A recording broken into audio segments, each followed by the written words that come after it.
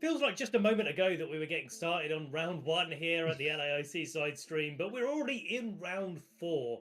We've had so many excellent matches already. We were just talking in the background, every single person that we have had on the stream so far today, on the side stream, no less, has at least won a regional championship.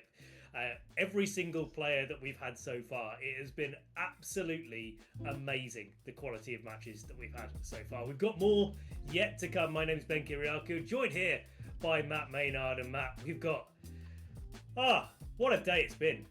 It has been, like you said, it has been flying by. It's the old saying of time flies when you're having fun, but it's hard not to enjoy yourself when you've got the level of Pokemon we've been watching so far today. Like you said, every single person who's been on the secondary stream has been a regional champion or better. I think that really speaks to the depth of talent that's at the Latin American International Championships this weekend. It is an incredibly stacked field, and we are very lucky to have even more incredible matches lined up for you today. We have got this round on our side stream. We've seen him on the main stream already today, Justin Tang against Gabriel Agati. Two absolute powerhouse players, two more regional champions. Gabriel, international champion from all the way back in 2017, one of the most kind of long-standing players on the circuit, versus Justin Tang, an up-and-comer from the last couple of years. I believe he won his first two regionals or something, didn't he? Won his first two regionals, yeah. Which is ridiculous. Bro's washed. Clearly doing very well at the international level already. Both of these players obviously 3-0 so far, and like mentioned, we've already seen Justin Tang, but we haven't seen what Gabriel Agati has been cooking up. And I feel like cooking up is definitely the way to describe what Gabriel has been doing. Here's the two teams that we're going to be seeing. Gabriel on the right-hand side, and I'm just gonna say it straight off. Politoed, Chilean Berry, which I would forgive you at home if you're not really familiar with what this berry does, but it's one of the weird, super effective resistance berries. It's for the normal type, and regardless of whether because a normal type move can't be super effective, so it's not really a super effective berry, but it does reduce by 50% any damage from any normal type attacks, such as a Blood Moon from an Ursaluna.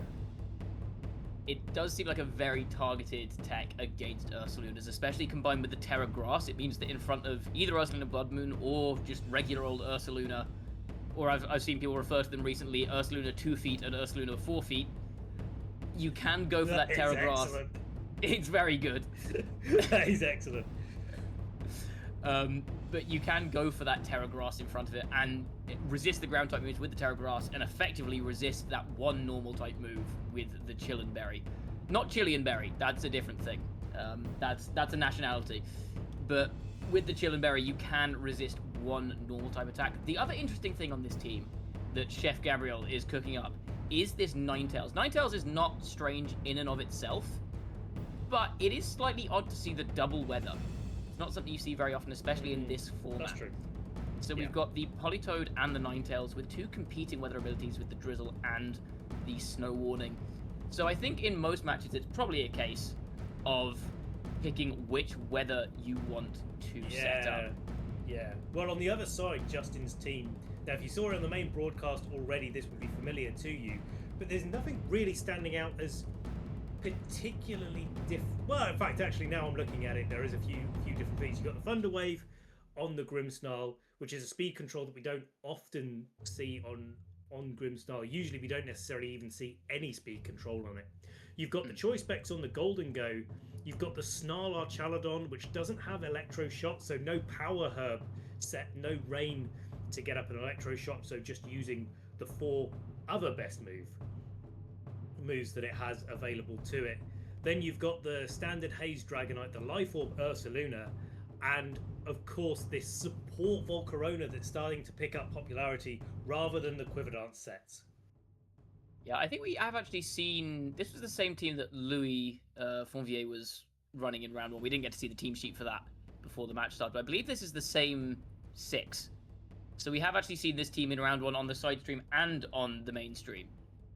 Yes. But the reflect and light screen options from Grimsnarl seem very, very scary into Gabriel's team, which it has one setup option, but otherwise it's just relying on raw damage. And something like this Bastia Legion, which kind of makes a living from either getting one-hit KOs or going down trying, it's gonna struggle to get through that reflect, I think. So I think this Grimsnarl could be a very key piece, especially with the option for Thunderwave slowing down your Scarf Bastia Legion, the Ninetales, and the Quiver-Dance Volcarona. Yeah, it's a really good point actually, because I think a lot of the Grimsnarl is doing exactly what you said. It's stopping Pokemon from picking up KOs or 2-hit KOs that they would do otherwise. Let's see if it gets a bit of a shout out in this match for the support that it offers, because you do have to drop a different Pokemon to be able to run that supportive option. So he's like kind of one less offensive threat for making all 3 of your other Pokemon just that little bit better. Again, let's see if we're going to be seeing it in this match. We've got the Politoed though leading out straight away with the Incineroar for Gabriel. We're seeing it from Gabriel's perspective. Archaludon Ursaluna for Justin. Now, normally you'd think that Archaludon would be very well positioned into this lead, but this one, as you pointed out, does not have Electro Shot, so can't actually use Politoed's Rain against it.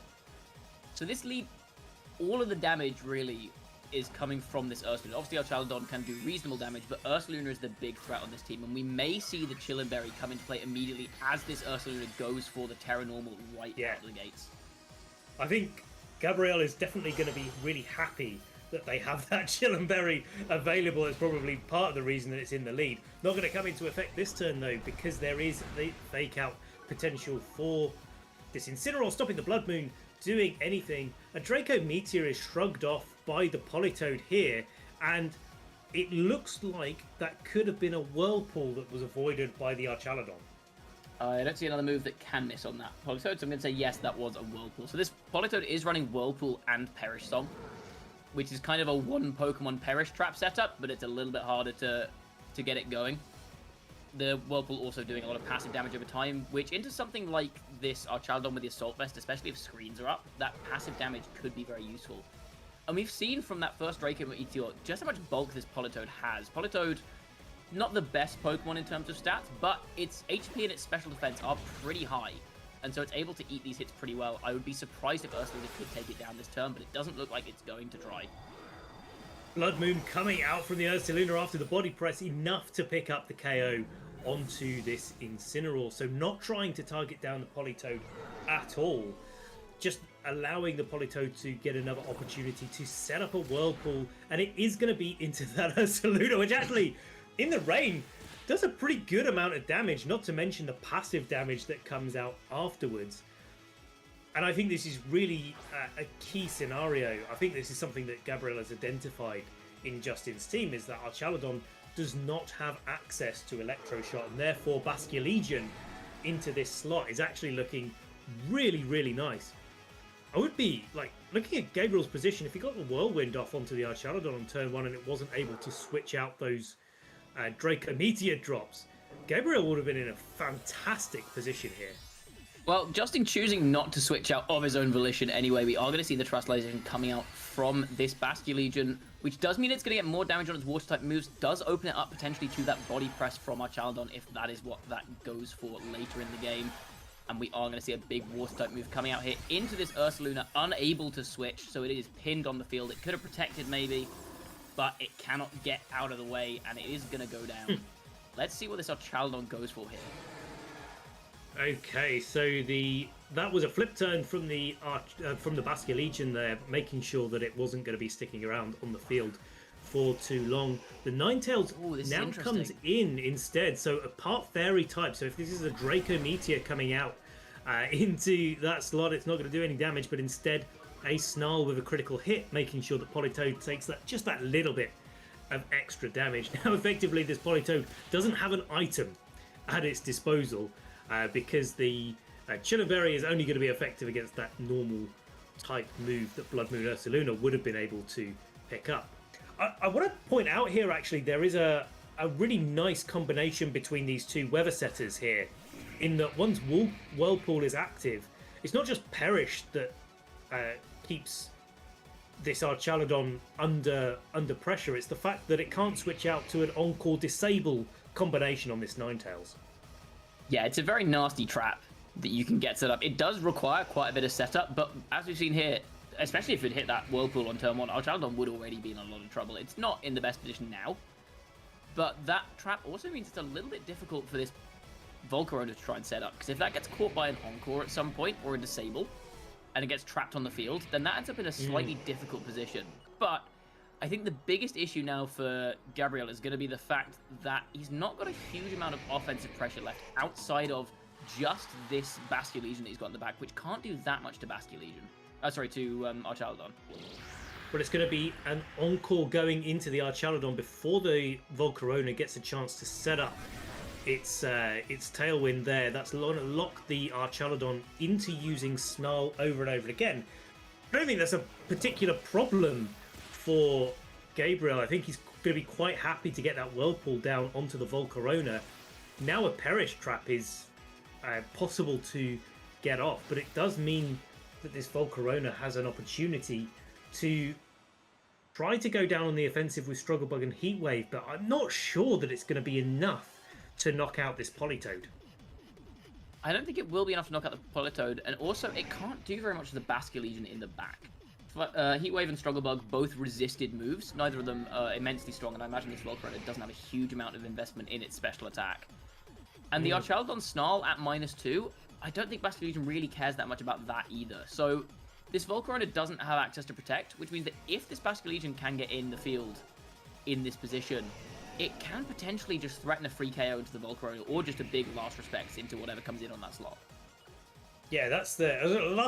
Last Respect's not that powerful. It has been boosted up by one stage effectively overall. But there's that switch out the Ninetales into the Basculegion. It's the only Pokemon in the back that Gabriel can bring in this spot, and it's in a perfect position. Politoed going for the Protect there, just making sure that it's not going to go down this time. Worth noting that if Politoed goes down in this spot, then both Whirlpools get broken. And so both the Volcarona and the Archaludon will be able to switch in. Heatwave Burn on the switch-in. I'm not sure that even really does make much difference to a Terra Water Basculegion in this situation overall. It's still got the offensive potential, and both Archaludon and Volcarona are still taking a bunch of damage every turn from this Whirlpool. But it's definitely not something that Gabriel was asking for. It's more what's in the back, I think, is going to be the problem now, because if you think about this Basculegion later on in the game, if there's a Goldengo in the back that would have gone down to a Terra Water boosted Banded Wave Crash, that's now surviving. If Basculegion, maybe Gabriel was planning on going for a flip turn this turn so it can come back in later and go for Last Respects, those are doing a lot less damage. So this is definitely detrimental. It's not nothing. It's certainly not nothing. I think there is a good chance that the chances of it getting burned at some point in this game are not low, because it would probably have to go for a water move into this Volcarona at some point anyway, which makes contact. Although Last Respects I don't think does make contact. So maybe it could have gone for a Last Respects there. No, I think the question I've got that I want to double check is whether or not the Perishon would work on a Goldengo. I don't think it works because of blue gold. It does not.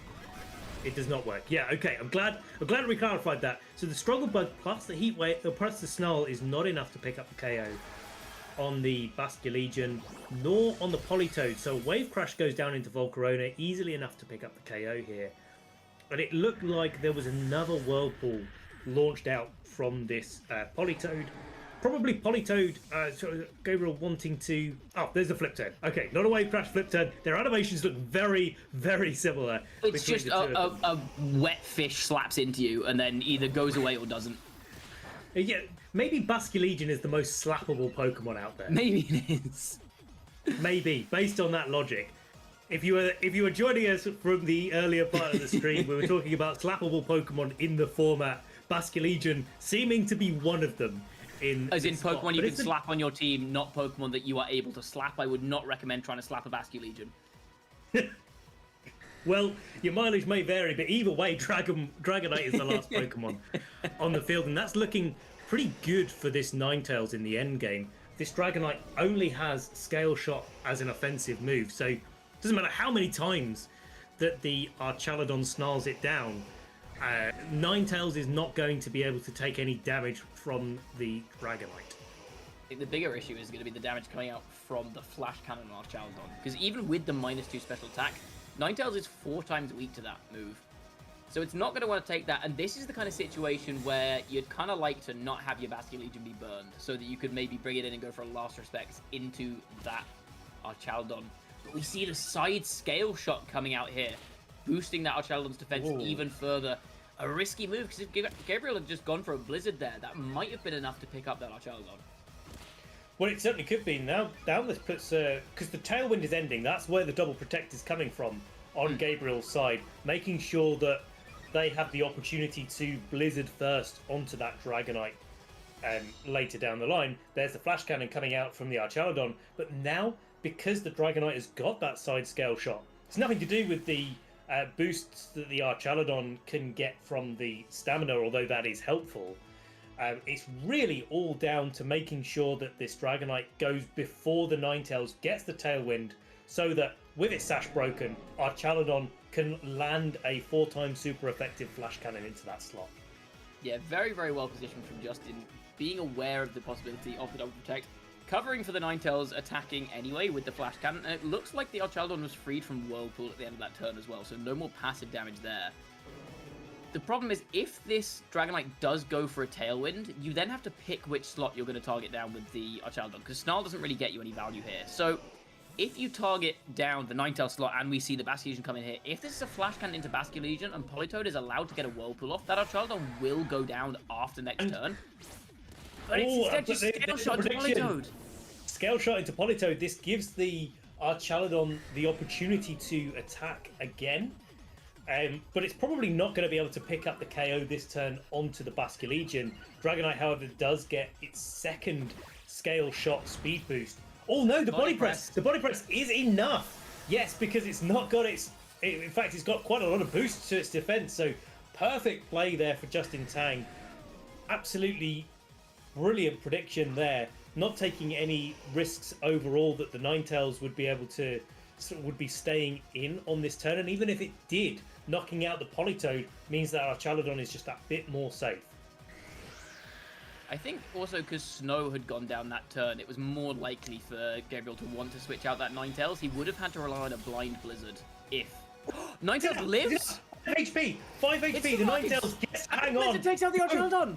That's game! Archaladon down! That is game! Gabriel's Ninetales, which is carrying the Focus Sash. Let's bear in mind, this Ninetales should not have been trained to have that much defenses in it whatsoever, because the Focus Sash is the large part of the Ninetales defenses. 2- on the Archaladon, kept in all match by Gabriel, is enough to make sure that this Ninetales has what it takes to close out this game 1. This is crazy stuff here. I thought Justin, with those predictions, I thought he was going to take it. I really thought he did. I'm so surprised that Flash, because even without, even at -2, that's effectively just a regular super effective move from an Archaladon. Yeah, that's a lot of damage. That's a lot of damage. I guess Archaladon in this team is most likely trained more in defense than it is in special attack, right? I think that makes perfect sense. I mean, look, it's got Snarl, it's got Body Press. Those are the two major attacks that it's going to be going for. You kind of... Draco Meteor and Flash Cannon are really nice to have, but they kind of feel secondary. If you're Draco Meteoring something like a Dragonite, you don't need any special attack. You're just going to knock out the Dragonite, no problem. Very eloquently put, thank you. You know what? I learned from the best. But he's so mean to me. But those defensive plays, the ability for that Archaladon to hold on. But also, let's not forget that Archaladon was only in range of the Ninetales Blizzard because of Whirlpool, of all things. Yes. All of those turns of Whirlpool passive damage that aren't affected by the Assault Vest, aren't affected by any stamina boost on the Archaladon, was enough to take it into range. And I think that's just as impressive that the Ninetales actually managed to get that KO as it is that the Politoed with Whirlpool managed to do all of that damage to Archaladon in the first place. Yeah, we did highlight that screens might be a problem for Gabriel because of how little setup he has, but also screens don't care about Whirlpool. So No. Politoad's a way around that as well. If you lead your Grimmsnarl, okay, you're not doing that much damage to my Politoad. I'll just get a Whirlpool down. You're stuck in a weird field position, and you're taking, it's an 1/8 of your health every turn, I believe? Yeah, it's a good amount of health, but it's also for 4 or 5 turns. So it's kind of like the loaded dice conversation as to how much passive damage that you get in those spots. Now we're seeing the Rain lead. This is a mix-up from Gabriel Agati. Golden Go Dragonite, the mix-up from Justin Tang as well. So this Golden Go, most notably, is carrying the choice specs. It's a Terra Steel. It's not able to protect itself from any attacks coming out from the Basculegion that will be faster than both the Dragonite and the Golden Go. Will have an opportunity to land some big hits down onto it. Yeah, immediately a much more aggressive lead from Gabriel, and it's paying off. The Golden Go is forced out. Archelon comes in, but I think we did see a Wave Crash and a Whirlpool both going into that slot. Wave Crash coming out, Choice Band Wave Crash in the rain, still doing a big chunk to an Archelon that I imagine is very defensively invested. So that's very good damage for Gabriel right off the bat. We are going to see a Scale Shot coming out into the Politoad. Politoad going to eat that reasonably well, looking like it's going to do about half. Maybe a bit more. Hits. Maybe a little bit more actually. Than half. Especially a with bit 5 more than hits. half. It's 5. Yeah, 5 hits coming down onto that Politoad. That's really good damage for later. But I think, even so, like as a player that's played Rain quite a bit myself, locking into a Wave Crash against a Dragonite that's going for a Scale Shot, yeah, it's pretty good. That's fine. Goes for the Scale Shot. Maybe it gets the speed boost, but it also gets a defense drop, and that's definitely 1/8 damage on the Whirlpool. Yeah. I feel like this Politoad, you did mention it quite likes its Chillenberry into the Ursaluna. I bet it wishes it had a Citrus Berry right about now. Yeah. Yeah, so definitely. now the tricky thing with Gabriel's position is that, as you mentioned in the previous game, as soon as Politoad leaves the field for any reason, that Whirlpool is broken. So now it's a case of needing to keep this Politoad in play, stop it from fainting, whilst the Archaludon slowly takes all of that chip damage. You can protect this turn, and it looks like Gabriel is positioning for a fake out potentially next turn to keep this Politoad alive for one more turn again. Here's the Tailwind coming out from the Dragonite, making sure the Archaludon is able to go before the Choice Scarf Adaptability Basculegion, not the Swift Swim boosted Basculegion. So adaptability in Rain rather than Choice Band Swift Swim in this spot. Not as reliant on the Rain to be effective in this spot, but now Incineroar in a good spot to be able to just come in and do what Incineroar does best. Fake out and then leave immediately. But we see the Politoad leaving, actually. Interesting, giving up the passive damage, because that would have been KO'd that turn, the Politoad, most likely. No matter which you fake out, it's likely there's a double target down into the Politoad, and it looks like this might just be a fake out into Archaludon and then switching Ninetales on a Scale Shot.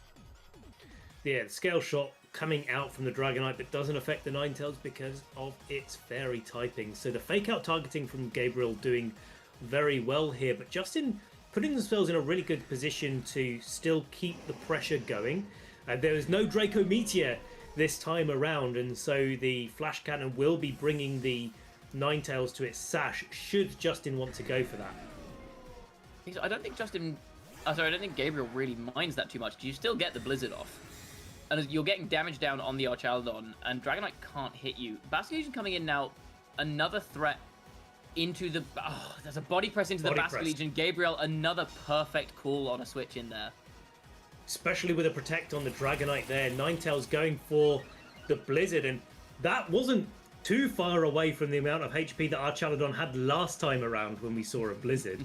But not quite enough this time to be able to pick up the KO. And as you say, Gabriel positioning perfectly turn after turn. Yeah, and now the Basculegion does have the option to just break the multi-scale on this Dragonite to open it up to a Blizzard KOing it, maybe forcing a Terra out early if Justin Tang wants to keep this Dragonite on the field this turn. But if Dragonite switches out, you now lose all your Scale Shot speed boosts, which means you lose your Tailwind speed control later in the game, and Ninetales is still a big threat. So this Ninetales and Basculegion is in a very good position Gabriel saying, okay, I need to switch my Incineroar into the one thing on my team that is faster than Ninetales so that I can break this multi-scale first. And Dragonite is indeed committing its terrestrialization, going for the Terra Fairy here. So we'll be taking more damage to the Basculegion, but much, much less damage from the Ninetales in this spot. Basculegion looking like it's avoiding a Snarl. Ninetales avoiding a Snarl there. Wait, no. Scale you know shot what? miss from the I've got Scale Shot miss for the Dragonite. Thank you very much, Matt. We're back on track now. Snarl hitting both targets. Wave Crash going down into the Dragonite. So Gabriel making it yet another call in this spot, getting a little bit of good fortune there by avoiding any damage from the Scale Shot on this turn. Dragonite hanging on, but that Archaladon is down quite a lot earlier in the game. And Gabriel gets to play this really interesting game as like, well, how do I make sure that the Dragonite versus Ninetales is my end game? And I'm not sure that there's a way to do that with a Choice Specs Golden Go coming out and the option for Justin to go for a Tailwind. Yeah, that miss from the Scale Shot there looks very unfortunate, but at the same time, I think that Gabriel doesn't actually hate this position. Sorry, Justin doesn't hate this position now because the Basculegion didn't go for the flip turn. So now you have the option to get that Tailwind back up again and potentially KO the Ninetales with a Make It Rain or the Basculegion with a Shadow Ball, which the Golden Go should be going first if this Dragonite does get that Tailwind up. So this might not actually end up being an awful situation for Justin. Let's see, Ninetales switching itself out there away from any damage, and Incineroar, the obvious switch into these two Pokemon, usually is able to take any attack that Golden Go has, but this Golden Go has the disposal of Power Gem on it, and so could have been a real risk for that Incineroar, but just to make it rain, dropping the special attack of the Golden Go, but equally dropping that Basculegion and knocking it out on this turn. So now Gabriel gets to switch in again, maybe a little bit safer this time with the Ninetales. Yeah, this Golden Go is now under a lot of pressure because it doesn't have access to Protect, it doesn't have access to Terrestrialization, and this Incineroar is now threatening a big Flare Blitz, which, with the drop to Golden Go's special attack, I don't think there's really any chance that Dragonite and Golden Go double up is going to KO this Incineroar. So, depending on what's in the back here, this may be a very difficult situation for Justin, because if he switches the Golden Go, the problem is the Ninetales then gets a free hit with Blizzard. But if Ninetales protects and you swing with Golden Go to try and catch the Ninetales, then you lose your Golden Go for free, and Ninetales is once again in a very strong position. So this is a tough call for both players this turn.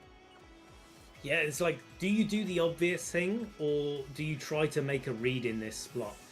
And I kind of like this, especially with the special attack drop on the Golden Go. I like what Gabriel's thinking in this spot. Actually committing the Terra, not expecting a Scale Shot to come into the Ninetales slot this turn, because why would Justin target a Scale Shot into a Fairy-type Ninetales? Instead going for the Terra Ghost, trying to take the -1 Make It Rain, and then knock out the Dragonite. So then you don't have to worry about the Scale Shot immunity anymore. Yeah, I do like that as a bit of a middle ground play. It kind of covers for both options.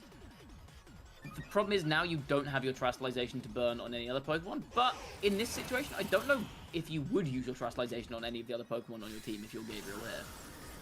The bigger issue would always be that you leave yourself weaker to this Dragonite, but as you said, Dragonite very unlikely to Scale Shot into the Ninetales there, and now that Dragonite's gone down to that Blizzard, you don't care about not being a Fairy type anymore, and that's good damage coming out from that Flare Blitz into the Volcarona, but Instant taking a lot of damage in return. So this Golden Go could potentially make something happen in the Zen game here with some big Make It Rains. Well, it doesn't even need to be a Make It Rain, and I think that's possibly the key here. We'll get a view of exactly how much HP the Incineroar has, but yeah, 38 probably enough where the Make It Rains are okay to lock yourself into, but I think it's probably more likely that Justin locks into a Power Gem or a Shadow Ball in this slot, because the Golden Go is just not threatened by the Ninetales. Actually makes a lot of sense, because that should be enough damage to pick up the Incineroar from this range, and that will one-shot Ninetales and Politoed from here as well. Exactly, and you don't drop your special attack, and I think that's the key here. don't drop your special attack if you're Justin, because then you might not be able to pick up the KOs that you need to later on this Incineroar. Strongbox's going to come out. It's going to bring the Incineroar down to pretty low, and there is the Shadow Ball lock-in for Justin Tang, knocking out the Incineroar. Would have also knocked out the Politoed on the switch-in as well, worth noting. And that's going to be super effective against this now Terra Ghost Ninetales as well. So Gabriel, in a really tough spot here, would have to have something crazy like a freeze go his way, maybe a double freeze go his way in order to pull this back. But it is technically possible from this spot. It is very possible. We've seen freezes win games very recently. But very, very recently. The problem is Ninetales isn't threatening damage. So not only would you need the freeze, you'd need your opponents to stay frozen for a very long time to actually get any value out of that. I think you need to double freeze on turn 1. I guess with Politoed's Whirlpool, maybe you could have made it work if you got a freeze specifically on the Golden Go and it's lasted for a bunch of turns. But Gabriel deciding it's not worth the time to go for it and just saying, okay, let's move on to game 3. So what are you thinking, Matt? Game 3? Well, because that was a big switch up from both players. And it was looking good in the early game for Gabriel, but he had to make so many calls right in a row, and then still wasn't quite able to make it work. Yeah, I think the big thing there was Justin made the decision to target down the Politoed early. Because what we saw last game was, like you said, so much of the damage on the Archaludon wasn't actually from any attacks. It was just from a Whirlpool that chipped it down slowly over time. Right. And we saw that when you get that much damage down on the Politoed, Whirlpool, not like a move like Salt Cure, Garganacl's signature move, which will stick around after Garganacl's long gone. Once Politoed's gone, the Whirlpool's not there anymore. So getting that damage down early was huge for Justin Tang to keep that Politoed from getting too much chip damage. So I wonder if maybe we see a switch up to keep the Politoed a little bit safer, or maybe potentially even a Ninetales lead to threaten that Dragonite. Let's see, like, putting pressure on the Dragonite in the early game does seem like it's a pretty nice thing to be able to do, but we'll see. Next to a Golden Go, not necessarily particularly safe, nor next to an Archaludon. Let's get this game 3 kicked off. It is Archaludon and Dragonite for Justin Tang, Gabriel Agati with Baskia Legion and Politoed. Yeah, same lead again for Gabriel. I don't know how much I like this lead, because the Baskia Legion's not really threatening anything now. If it was still the Golden Go instead of the Archaludon, that could have still been a very effective lead. But in this position, you've got a 50 base power last respect, or you've got a water type into 2 dragon types. So it's a slightly strange position. You can flip turn out immediately, for example, but you're just not really threatening anything with the Baskia Legion, and also you're providing a free hit into that slot if Justin Tang wants to take it. Obviously, you've got the Ninetales switch in potential on a scale shot, but this could, if you go scale shot flash cannon into that slot, for example, you're guaranteed some damage on something, is an option. Well, it is the flip turn coming out from this Baskia Legion, going to break the multi-scale onto the Dragonite. And that's something that we can definitely take all the way through this match, because there's no way for Justin to recover that damage. It's the side scale shot, though, into Archaludon. So where this Archaludon is probably a bit more defensively trained, getting 4 or 5 defense boosts and then going for the body press might be a great way for Justin to put some pressure onto this Politoed early without dropping any of the other stats. Maybe even a body press with the 5 hits that it's got could be enough to pick up the KO on this Politoed. If it's not, and it's targeting into the Incineroar, that Incineroar is going back home. Ooh, Politoed just about hands on. Wow. Here comes Whirlpool. Big survival there. Whirlpool, into the Archaludon, and it's starting to rack up that damage, but again, Justin's got that damage on the Politoed early doors. Yeah, it's the same situation as last game where, yes, you've got the Whirlpool down, and in theory that's quite nice, but your Politoed on 13 HP is not going to be able to keep that Whirlpool around for very long, and Incineroar is also not threatening that much damage into either of these Pokemon. Obviously, you can knock off into the Dragonite, it's at -1 defense, which would be quite nice, but then you leave your Politoed open to getting hit by an attack from either of these 2 Pokemon on Justin's side. So again, I think Justin making the correct call in just prioritizing damage down on Politoed early. And the thing with the side scale shot play that I like is that even if you hit a protect with Politoed, even if the Politoed does go for a defensive play, you still get your boosts on Archaludon. So it's not completely wasted. And on Dragonite. Dragonite, exactly. Let's not forget that. Okay, so a fake out going into the Archaludon. No worries about carrying on boosting up this Archaludon. The sort of damage has been done on that front, so to speak. Dragonite setting up the Tailwind. Our Chaladon not going to be able to take advantage of it this turn around. But now the Dragonite avoids the Whirlpool there as well. So the trap that Gabriel's trying to get down onto the two Pokemon on the field is just proving a little bit too unreliable in this match. Yeah, we saw the missing game 1 as well. Obviously, Gabriel was able to pull that back and win, but he's done well to get the call correct on that turn, Gabriel, to just squeeze out a couple extra turns of Whirlpool damage onto the Archaladon. But with all the defense boosts it's got now, it's still going to be very tough to break through this. We have seen the Volcarona in the back there on Gabriel's side, which seems quite nice as a special attacker, but because there's no Ninetales, this Rain is going to be staying up, which means that the Heat Wave from this Volcarona is going to be significantly reduced in damage until that Rain goes away. I think this is where the Whirlpool chip damage would have really been nice for Gabriel to get down onto the Dragonite, just to sort of help things speed along. But here's the Volcarona coming into the fray here. Gabriel switching it in favour of the Politoed here, trying to take maybe a Scale Shot instead of the Basculegion, but instead the Basculegion switches in and takes that Scale Shot as well. Basculegion switch in, we saw it in the previous game, Gabriel switching it into a Body Press and the Archaladon not being able to get anything done on that particular turn. Let's see if he manages to get it right again. Oh, he does. That's a really, really good play from Justin, because the Body Press is a little bit projected there. And Gabriel played around that, saying, okay, I'm going to switch in my two Pokemon that don't really care about a Body Press. If you Body Press the Basculegion, obviously it does no damage, it's a Ghost type. If you Body Press the Volcarona, it's going to do a decent chunk, but you're risking getting burned. But instead, Justin calling that and saying, okay, I think you're probably going to either protect your Politoed, or you're going to Terra Ghost or Incineroar, or make some kind of defensive play, instead opting for the Snarl, which has ended up paying dividends here. And a bit of extra damage down the Basculegion, and a special attack drop on the Volcarona, which is going to make it even more difficult now to get through this Archaladon, which is looking increasingly game-ending from the position we're currently in. Especially with Tailwind up and the Scale Shot up, this Basculegion can't protect itself. So every time you switch it out, switch it in, it's at risk of taking another attack. That's the Scale Shot coming into the Basculegion after a Waves Crash, and being able to pick up the after an Aqua Jet, by the looks of things. Actually, yeah, that would make much more sense with the speed tiers that Justin has on their side of the field. But all of these wet moves look very, very similar to each other, and Body Press coming out from the Archaladon. Now, Volcarona does get the ability to go for a Quiver Dance and start setting itself up. But even resisted, that Body Press just did too much damage. And without the Grassy Seed on the Volcarona activated, it doesn't even look like it's going to be able to take another Body Press from this Archaladon. No, and crucially, Volcarona not getting the burn from Flame Body onto that Archaladon. That would have meant that its Body Presses were doing half damage. It was taking chip damage over time. That might have been a way out.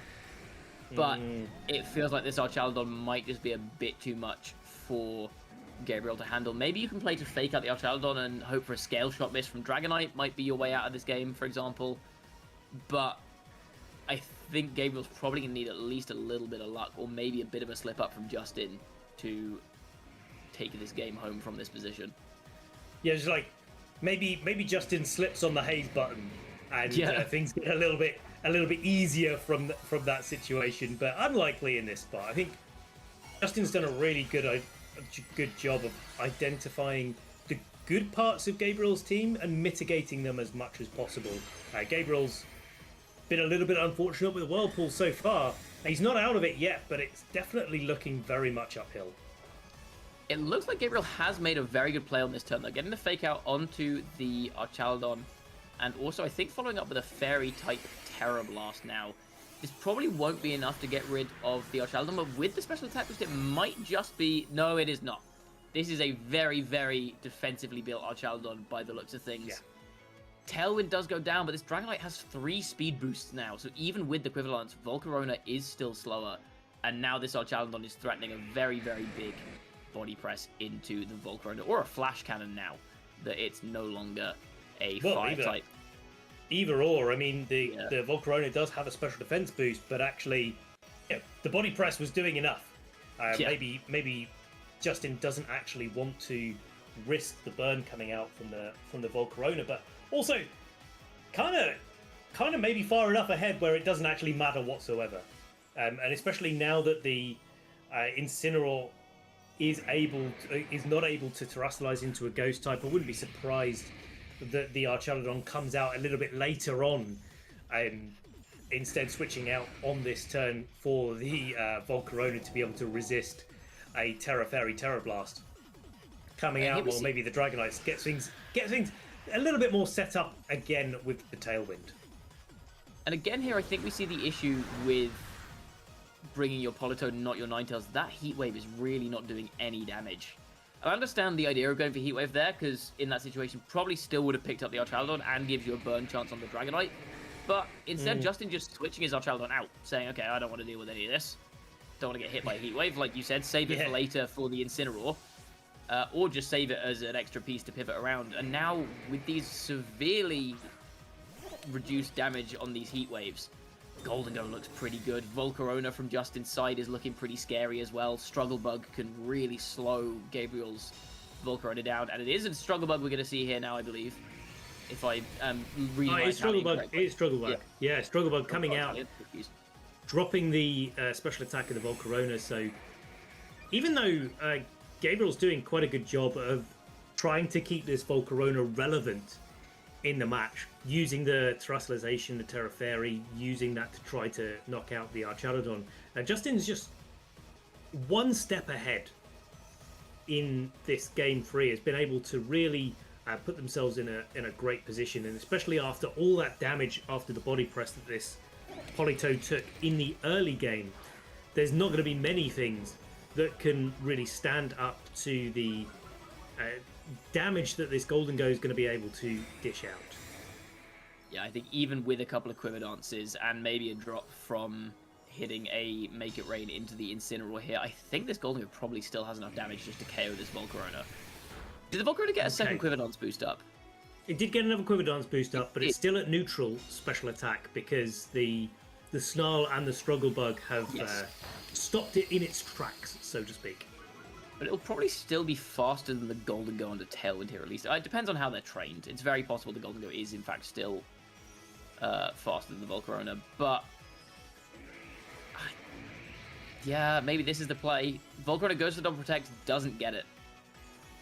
But this Volcarona does have...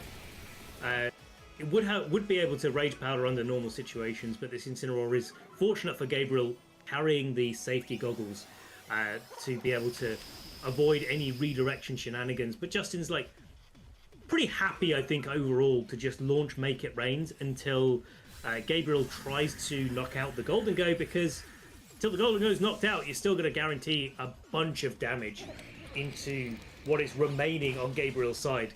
There's the knockoff into the Goldengo, but it's not going to be able to pick up the KO. And now Goldengo gets to choose whatever move that it likes on this next turn.